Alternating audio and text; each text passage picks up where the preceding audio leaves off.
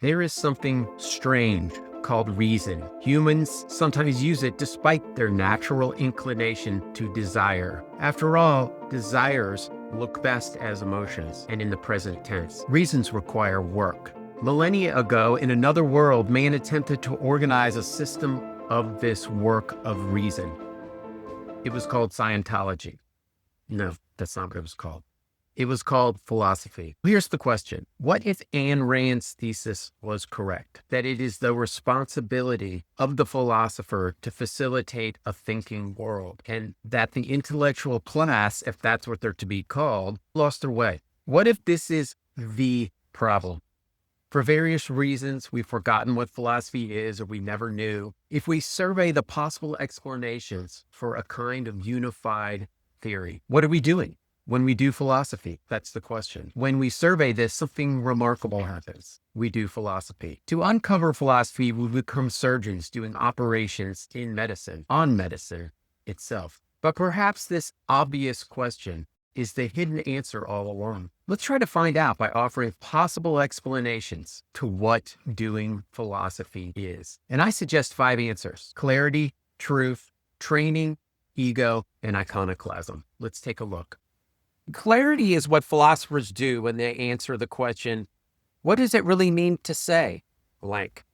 But also when they organize language. When I show the distinction between rote, memorized knowledge and process knowledge, this distinction is a form of clarification. Assuming we know the definitions, my statement is only fixing a problem in language, namely that we call people smart for memorizing things when we shouldn't. To be more specific, let's briefly consider how thinkers historically have cleared up language. For an example, when I call someone selfish, the word is itself a symbol of something, but it is also an insult. How do we understand this? How do we understand these two meanings? If we believe Thomas Reid or Wittgenstein, there's a lot to clear up in language. It's not just the misuse of words or the various nuances of meaning that are concerning. These thinkers went deeper into an idea that actions portrayed in language create themselves an essential element of communication, perhaps a meta-language. Saying "I'm sorry," for example, is more than stating facts, the contents of the words.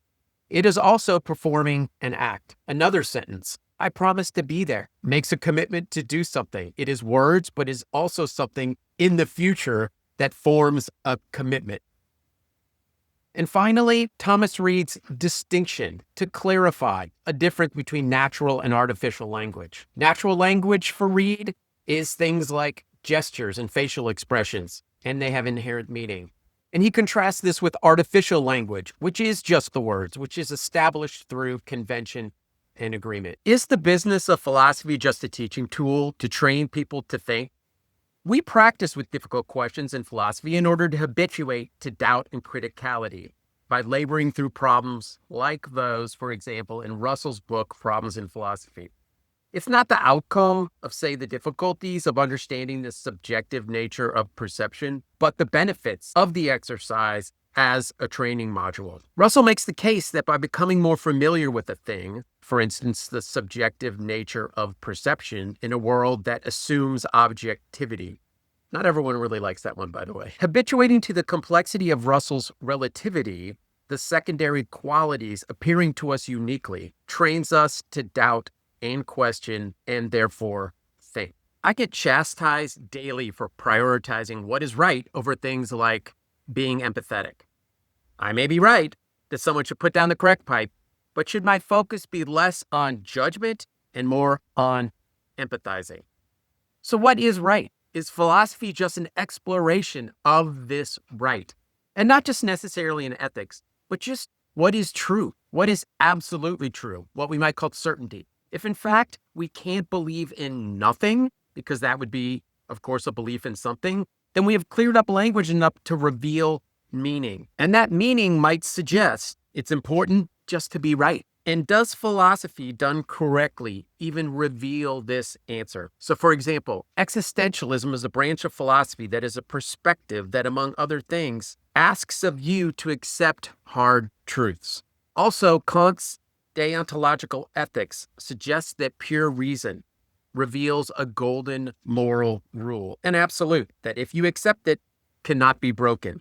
It is, in this sense, a commitment, let's say, to reality and being right. Is philosophy just ego and sophistry? Has science removed philosophy's purpose? There is a thing often in reading or writing philosophy where the movement of ideas stops, perhaps has nothing else to do. And the words are added for appearance only, and often to mimic a complexity and a purpose that are no longer there. I sometimes find a tangle of sentences that one may call no longer alive that only serve as rhetoric and diversion. We've all read continental philosophy, if we read it all, and we have at some point agreed with the more common sense perspective that I've heard, which is that continental philosophy takes 300 pages to say what could be said in one sentence. Is it all sophistry? Of course, my answer is the distinction between hypercritical scientism and critical common sense. And if you go watch those videos and you study critical common sense, you might see that what was valuable about philosophy has been forgotten. So here, what we're possibly saying is that philosophy is done. The actual act of doing philosophy is over. It's been replaced by science. And what's left is this kind of silliness and sophistry. What's left is the kind of an attempt to make meaning happen. And because of the environment it's currently in, it fails. And there is no such thing as philosophy. And so ultimately, it's just a game. If philosophy is iconoclasm, it is thinking outside the box, what Nietzsche might claim to be unique understanding. Iconoclasts were breakers of idols. They overturned gods. When philosophers say, think for yourself, this is what they mean.